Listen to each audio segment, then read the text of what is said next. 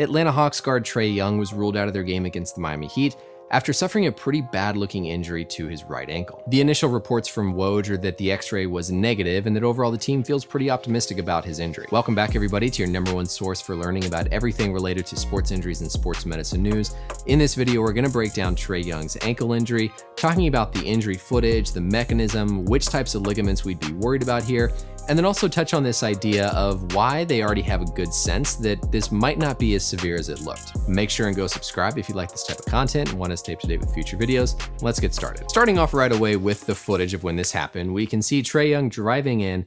His right foot comes down and lands on Justice Winslow's foot, causing his ankle to go into this severe inversion type of position, which is what causes the ankle sprain. I gotta say, the amount of pain that he looked to be in and just the extreme position of his ankle here makes me pretty worried about this being a more significant ankle injury, but the initial reports from Woj are that thankfully the x-ray was negative, so hopefully no fracture, and that sources inside the organization are pretty optimistic that this might not be too bad. Let's quickly touch on the relevant anatomy around the ankle ligaments and then tie this back to the exact footage of when his injury happened. We're going to focus on just the lateral ankle ligaments because those are the ones most often injured with this type of pattern of injury. The ligaments, remember, connect bone to bone, and they're named based on the two bones they connect. And so the first one to think about here is the ATFL. It's the anterior talofibular ligament, and it's the one that's most commonly injured in just a traditional lateral ankle sprain. The next most commonly injured ligament here is the CFL, or the calcaneofibular ligament, and then kind of in the back we have the posterior talofibular ligament, and then we also have your traditional high ankle ligament, or the AITFL, the anterior inferior tibiofibular ligament. Now I will say right off the bat, this injury pattern does not at all look like a traditional high ankle sprain, which definitely is reassuring, but doesn't exclude how severe this could be. When we think of a high ankle sprain, we're thinking of a position where the foot goes into external rotation, meaning the toes are pointed outward under an excessive load. Think back to what happened with Saquon Barkley, where he planted, and you could tell that his toes were kind of pointed outward. That's what causes a high ankle sprain. Here with Trae Young, it's just a traditional inversion type of pattern, and so I wouldn't be as concerned about a high ankle sprain. Next up, can we tell more about which particular ligament might have been injured based on the position of his foot? This ATFL ligament is most often injured when the foot is a little bit plantar flexed and then goes into an inversion type of position. One example of this was back when Steph Curry had one of his ankle sprains where you could tell he kind of had his foot pointed downward and then just caught the outside of his toes. This type of pattern is going to be more consistent with an ATFL injury. As opposed to when the foot is more neutral or even a little bit toes pointed up or dorsiflexed, that's when we're going to be more worried about a CFL type of injury. Looking here at Trae Young's, it's really hard to tell because initially it looks to me like when he makes first contact with Winslow's foot, he's actually in more of a kind of plantar flexed position with the toes pointed downward.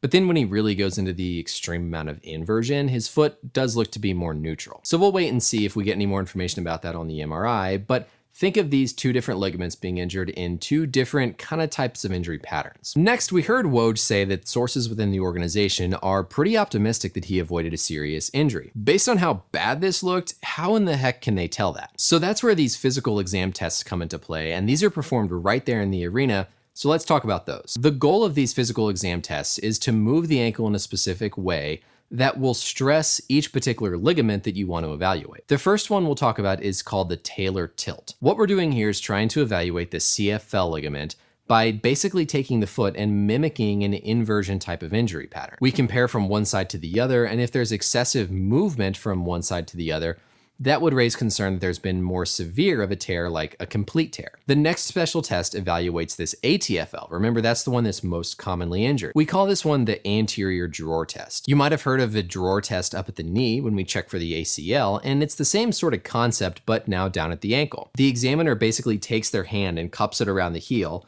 braces the top of the ankle, and then tries to pull the foot forward, checking again the integrity of that ATFL ligament. Once again, if there's difference between one side to the other or excessive movement, that'll clue in the medical team that, hey, maybe there could be a more severe injury here. These tests are in no way 100% sensitive or specific for these types of injuries, and so that's why we're going to get the MRI to really determine the full extent of injury. Even if the MRI shows ligaments that are still completely intact, really the duration of how long he'll be out will be entirely a function of his pain and how well he's able to perform his basketball activities. Anytime though that someone has one ankle sprain, they're at risk of having recurrent ankle sprains. Now, I don't want to jinx him and say this is going to be an example of another Steph Curry, but we do have to think about these types of things going forward, and their medical team is going to have to focus on this. I can guarantee Trae Young is going to be incorporating more specific exercises around improving his ankle strength, improving his ankle stability. I'm sure he's going to start wearing ankle braces instead of these flimsy shoes that these guys are wearing. He'll work on more neuromuscular and postural control, doing things like standing on an uneven surface. And so these are going to be integral parts of his workout routine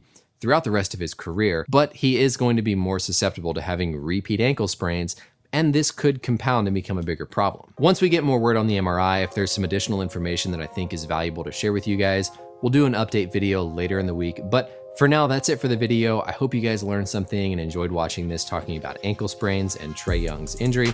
Make sure and leave any questions or comments you have below. And until next time, we'll see you later. Bye.